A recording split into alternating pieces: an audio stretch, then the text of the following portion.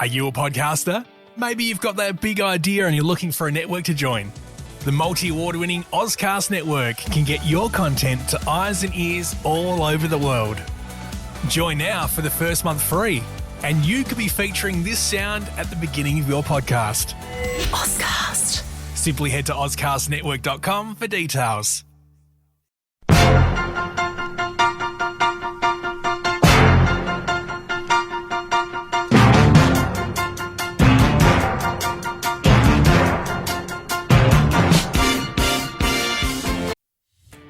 Are you a podcaster?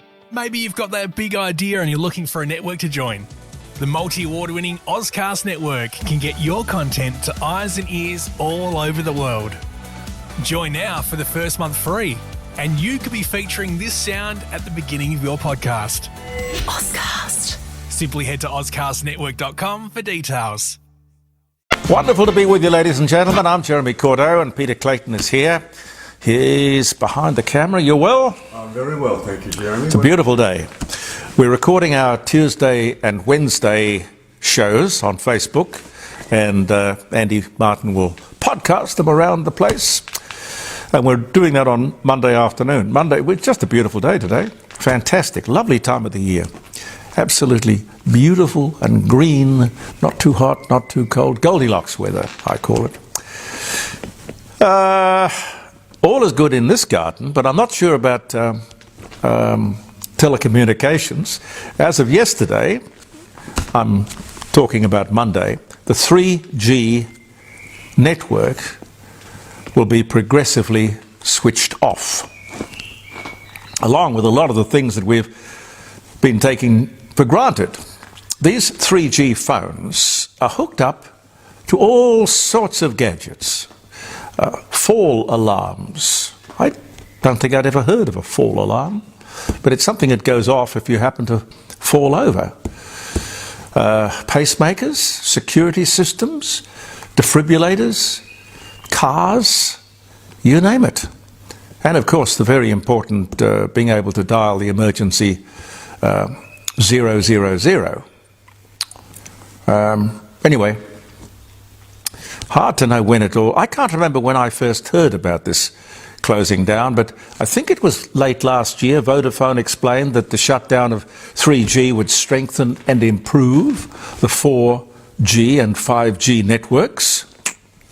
But, well, maybe we don't need 3. And if we've got 4 and 5G, are we going to have a 6G? News of the shutdown has obviously not reached everybody, which has led to mild panic. 3G has been the communication system that we've depended upon for years. Telstra and Optus are a bit uncertain as to how many people it will affect. That's the closing down. But they put the number of devices at around 3 million, most of which have been around 5-6 years. They include FPOS machines, 200,000 medical devices, as I said a moment ago, security systems. If you're caught up in this, you are running out of time. It's this week. You'd better call your provider. I might remind you again tomorrow. Lots of kids sitting exams, many for university entrance. Good luck with all of that. I'm so glad it's you, not me. I was never any good at exams. Pete, were you any good at exams? Yeah, look, But you were good at maths, weren't you? maths was my top subject. Yeah. No, I can't imagine what I was good at.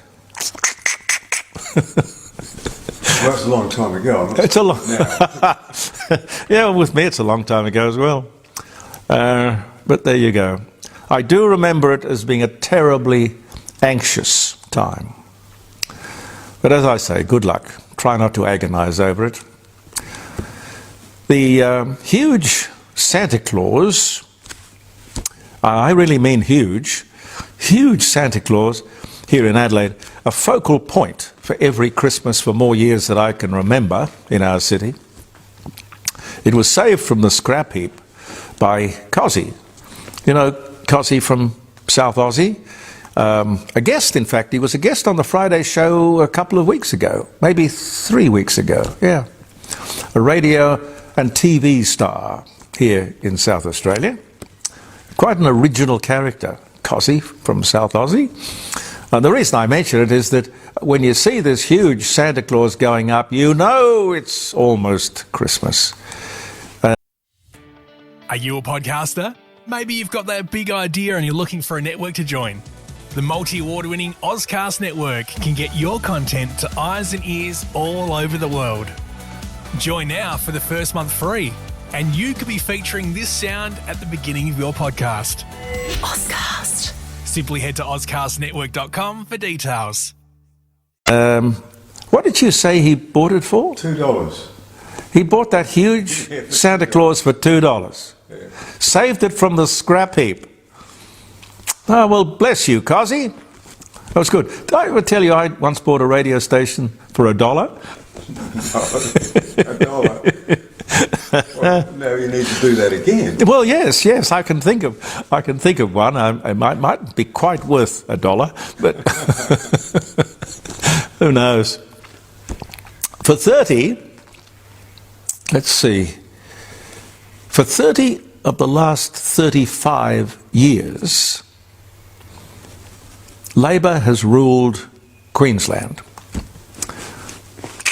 It's a long time to drive with your foot on the brake. 30 years. The Conservatives in power only twice in the last 30 years. That's extraordinary. The issues that move the political pendulum this time seem to be crime, law and order, in other words, cost of living, yep, housing, hospital ramping, the abortion rights issue, which I can't believe was all that influential, really. Abortion, I mean. Women must have control of their bodies. That was the catch cry, which I take to mean, or should mean, access to contraception. Are you a podcaster? Maybe you've got that big idea and you're looking for a network to join. The multi-award-winning Ozcast network can get your content to eyes and ears all over the world. Join now for the first month free, and you could be featuring this sound at the beginning of your podcast. Ozcast. Simply head to ozcastnetwork.com for details.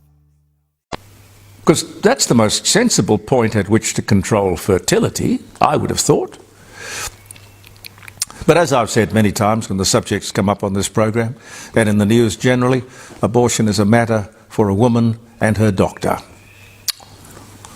The bottom line is that Labor lost the Queensland election. I think they saw it coming. The background of the outgoing Labor Premier, to me, says it all. I looked it up. Flashing smile, lots of confidence. But I looked up his background. He did a PhD, Doctor of Philosophy, on the trade union movement. I mean, you can do a PhD in almost anything, or sometimes almost nothing. But that was his doctorate. He did that at Queensland University. Before Parliament, he was a union official, and then he was a political advisor. In other words, he's never had a real job. Labor has no idea, which is why they constantly stuff things up. They mean well. God, they mean well. I know that. But it doesn't make the outcome any better. With Queensland, there would have been different issues affecting and influencing different people and the way they vote. But I think the woke nature of today's Labor Party, state and federal, is pretty much on the nose. You know, the welcome to country, acknowledgement of country. The difference between the two, I don't know. First Nations nonsense of every description, smoking ceremonies, stuff that has been confected and contrived or just plain made up. The implications for federal Labor, I don't know. But if Queensland is any indicator, they will struggle, and particularly in regional Australia. We'll know in 5 months, anyway. Or maybe sooner. But to me, the big national issue is going to be the cost of living and the part played by Labor's renewable energy policy. Great pain inflicted on every man, woman and Australian child when our emissions are of no consequence. Pain and suffering to achieve nothing. And a media that lets them get away with it. They show constantly their left-wing ideology is more important than the people. It reminds me of The Voice. Even when they knew the referendum was lost, they blindly went on with it. No, total denial. It's only $500 million of taxpayers' money.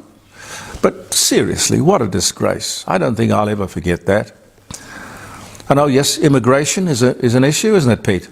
Oh yes, very much so for me anyway. Yep.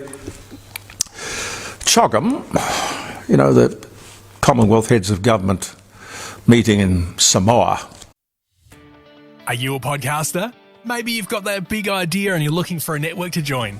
The multi-award-winning Ozcast network can get your content to eyes and ears all over the world. Join now for the first month free, and you could be featuring this sound at the beginning of your podcast. Ozcast. Simply head to ozcastnetwork.com for details. In the South Pacific. Terrific. Nothing like a good talk fest. I can't really see the point. But what I did see was an almighty attempt at shaking down the people and the government of Australia. Are you a podcaster? Maybe you've got that big idea and you're looking for a network to join. The multi-award-winning Ozcast network can get your content to eyes and ears all over the world. Join now for the first month free, and you could be featuring this sound at the beginning of your podcast. Ozcast. Simply head to ozcastnetwork.com for details. Global warming and an existential threat to us, the beautiful people of the South Pacific. Were they blaming China, India, or Europe for their emissions? Have they sent these massive polluting nations a bill? No. What they demand is that Australia, Canada, and Great Britain cancel, close down all our fossil fuel industries. What absolute, unmitigated rubbish. Why would we even entertain such nonsense? They want us to be a third world country. Well, sadly, we have a government who wants the same, I think. And where is the media to question these people, nice, naive South Pacific people, who I really believe are just being manipulated by the left? I've got no idea what King Charles made of any of it. The woke, the endless Aboriginal flags, the mindless mumbo-jumbo. Probably too much of a gentleman to say anything, I guess. We can't say the same of Senator Lydia Thorpe, can we? Stands up in the Great Hall, screaming profanities. We want treaty. Listen, lady, where's the war? You have a treaty when you have a war. Where's the war? I suspect it's in your head.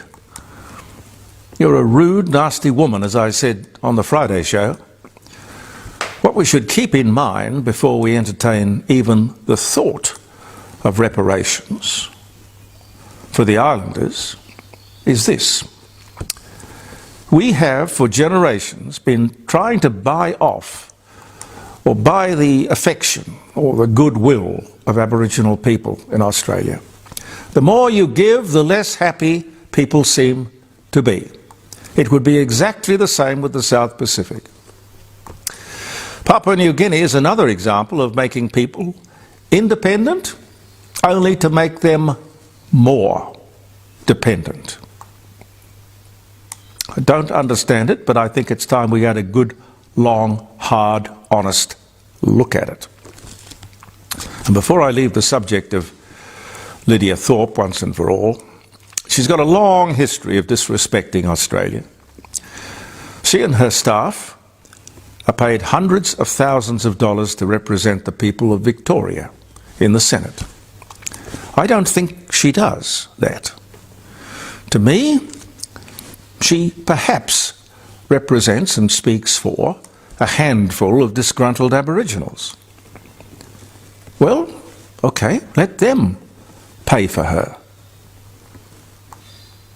They won't, of course, because most know that she does not advance their cause in any way. And quite frankly, if she doesn't respect our traditions, why in hell would we respect or acknowledge hers? The Age newspaper, which was really for generations, like many newspapers and, let's be honest, media outlets in this country, for a long time, a revered and respected journal, The Age.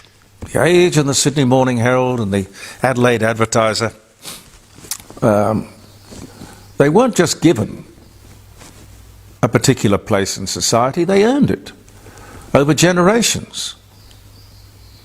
Well, last week, The Age wrote an editorial. They don't write a lot of editorials these days. They seem to keep it for occasion.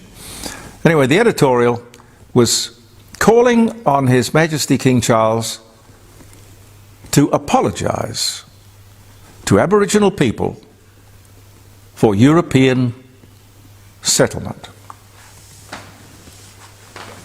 What a load of horse feathers that a major Australian newspaper could publish such rubbish. The 2024 What Kids Are Reading report came out yesterday. It's interesting. Shows an alarming decline in children's reading and comprehension. Are you a podcaster? Maybe you've got that big idea and you're looking for a network to join. The multi-award-winning Ozcast network can get your content to eyes and ears all over the world. Join now for the first month free, and you could be featuring this sound at the beginning of your podcast. Ozcast. Simply head to ozcastnetwork.com for details. They point the finger at the ubiquitous devices that seem to control the lives and command the attention of these young people. And the other problem they point to is the lack of a new bestseller. What we've got is 15-year-olds reading things like Diary of a Wimpy Kid and not really being competent at reading even that, which was written for 7-year-olds. That teenage cohort needs another hit. Harry Potter. Where is the next Harry Potter? Sadly, nothing, and not even a book on the horizon, similar to the successful Harry Potter series. Now, I must tell you, I'll tell you about Elder Fine Art. He's wrapping up, in fact, last night and today, one of his online auctions, and I'll tell you about that tomorrow. I wanted to remind you, if you're looking around for a venue, one of our other sponsors is the Rising Sun Inn. This is this beautiful pub inn on Bridge Street at Kensington, number 60. Now, if you have a talk to Grant, if you're looking for a venue for a Christmas party, or for any function for that matter, you've got to get in early. You've got to start thinking about locking up a venue now. And I would suggest to you that you couldn't find a better venue than the Rising Sun Inn. All you've got to do is have a talk to Grant. He'll tell you of the facilities. You tell him what you need, what your budget for the Christmas party or the function, end of year function might be, and he'll do the rest. It's a great pub. In fact, named the best inn or pub in South Australia for, well, it's 12 months. It's last year, going through into this year. So it's quite current, that award. The Rising Sun Inn. You will love it. Happy birthday if you're having a birthday. Happy wedding anniversary. Some of the things for which we remember the day. Oh golly, look at that. 29th. When's Halloween, Pete? I don't know. Must be around sometime now, because I see all these houses around here with ghouls and ghosts and It's an American, goblins. American tradition as far as I'm concerned. Well, they're making it up, I think, aren't they? Confecting it. Oh, look at that. Dear, oh dear. 1929 on this day, the stock market crash on Wall Street, known as Black Tuesday, triggers the Great Depression. This was the day. 1929 was the year. 1945, the first ballpoint pen goes on sale. Now that is interesting. Manufactured by Reynolds in the US, and Biro, Laszlo Biro, had the European patents, and ultimately I think it was Baron Bick in France who bought the patents from Laszlo Biro. But from 1945, handwriting started to go downhill. You know, seriously. That's why a fountain pen is a lovely thing to give a kid, because as he grows up and he learns how to it doesn't have to be copperplate, you know, but there's nothing nicer, and I don't have a particularly good hand when it comes to handwriting. I know people who do, and you could give no one a better gift or sense of direction than a fountain pen. 2020, the South Australian government axes the Adelaide 500 from 2021. That was because of COVID, really. 2020. It's back now. Louis B. Mayer, American film producer and creator of the star system, MGM, Metro-Goldwyn-Mayer, dies at 71. The year was 1957. This was the day. The first trial of witchcraft in Paris, 1390. Whew. 1692, a special court convened in Salem, Massachusetts, puts various people on trial for being... Well, what did they do with them? I think they burned them at the stake, didn't they? Yeah, I think in France they did. Oh, crazy stuff. Richard Dreyfuss, American actor, Jaws, Nuts, Mr. Holland's Opus. Never heard of that. He was born in Brooklyn. I think the thing that he was, I think, most famous for was Close Encounters. Close Encounters of the Third Kind. Anyway, he was born on this day in 1947. Publishing company Penguin and Random House merged to form the world's largest publisher in 2012. Francis Hodgson Burnett, the British-American playwright and children's author, The Secret Garden, Little Lord Fauntleroy, dies at 74 on this day in 1924. English adventurer and writer and courtier Walter Raleigh, Sir Walter Raleigh, is beheaded, allegedly, for conspiring against King James I of England. Wasn't he the guy who took his cape off and threw it in the... Put it over the mud for the Queen. For the Queen to walk on. And she immediately turned around and knighted him. Yeah. Good-o! Well, that's a good thing. That's a good thing. Robert Hardy, the British actor, Harry Potter, All Creatures Great and Small, born in Gloucestershire. He died in 2017, but he was born 1925. China announces the end of its one-child policy after 35 years. That was this day in 2015. The International Committee of Red Cross is formed in Geneva, 1863 on this day. Winona Ryder, American actress. Edward Scissorhands. Heathers. She was born in Winona, Minnesota. So that's why she's called Winona Ryder. Asterix, first published in the French magazine called Pilot by René. 1959 was the year. Frank Sedgman, and he's still alive, ladies and gentlemen. Australian tennis player, 5 Grand Slam singles titles, doubles Grand Slam title 51, born in Melbourne, Victoria, 1927. That would make him 95. Yeah. He's 1920, no, 27. He's almost 100. Yeah. Almost 100. Carmaker John DeLorean, indicted for drug trafficking, later acquitted, 1982.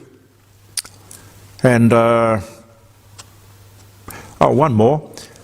1998 on this day, the Space Shuttle Discovery blasts off on STS-95 with 77-year-old John Glenn on board, making him the oldest person to go into space. You see, it's never too late. Pete? No. I love it, I love it, I love it. Thank you very much for being with us. I look forward to talking to you tomorrow here in the garage, in the Court of Public Opinion. I'm Jeremy Cordeaux. Peter Clayton and I thank you most sincerely for watching, and I hope enjoying the Court of Public Opinion. Believe in yourself.